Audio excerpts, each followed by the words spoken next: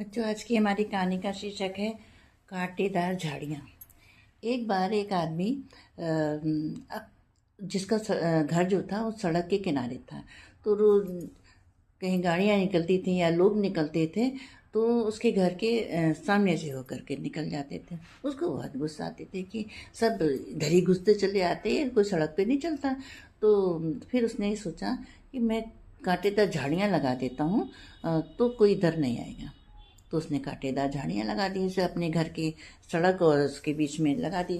फिर उसके पड़ोसी ने मना भी किया कि देखो, ये मत लगाओ वरना तुम बहुत परेशानी होगी और ये सबको परेशान करेंगी, सबको चुभेंगी झाड़ियाँ। तो उसने फिर भी उसने नहीं सुना और वो झाड़ियों को उसने लगाया। धीरे धीरे वो जो कांटेदार झाड़ियाँ थी वो बड़ी हो गई और उधर से जितने भी राहगीर निकलते थे, कभी किसी को चुभ जाता था, कभी किसी को गड़ हो जाता, पर कभी किसी का पहिया पंचर हो जाता था। तो सब लोग बहुत परेशान होते, लेकिन उसके दुकान पे रुझू नहीं रहती थी। एक दिन उसके ही पैरों में एक कांटा चुभ गया और जिससे बहुत सारा खून निकलने लग गया। अब वो बहुत परेशान हो गया, उसको बहुत गुस्सा आई। उसने कहा आज मैं सारी झाड़ियों को काट डालूंगा। तो फिर जब वो उखाड़ने लगा, लेकिन उनकी तो जड़ी इतनी मजबूत हो गई थी कि वो हिल नहीं सकता था। अब वो अगर उठा रहा था तो उसके हाथ भी जख्मी हुए चले जा रहे थे।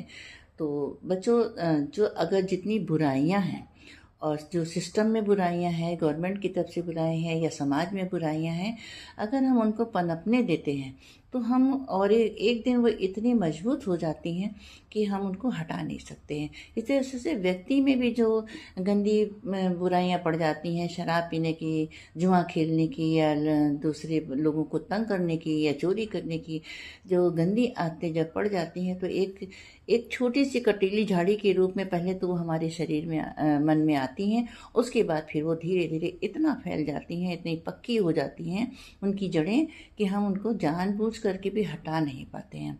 और इसी तरह से समाज में भ्रष्टाचार जो फैला हुआ है, इसको भी हटाने के लिए हमें बहुत ही सतर्कता की ज़रूरत है। अगर हम शुरू शुरू में सब उसका अपोज करें या उसको दूर करें तो उसको हट सकता है। वरना ये भ्रष्टाचारी लोग घूस ले ले करके अपना पेट तो भरते रहते हैं और समाज का जो बहुत सारा नुकसान हो जाता है उसकी ओर कोई ध्यान ही नहीं देता है। तो ये कटीली झाड़ियों के रूप में बेटा ये उदाहरण है कि हमें अपने अंदर की बुराइयों को इतना नहीं पनपने देना चाहिए कि जो हमें ही तकलीफ पहुंचाएं, हमारा ही सर्वनाश करते हैं। इस प्रकार से बच्चों, हमेशा हमें अच्छे गुणों का ही विकास करना चाहिए।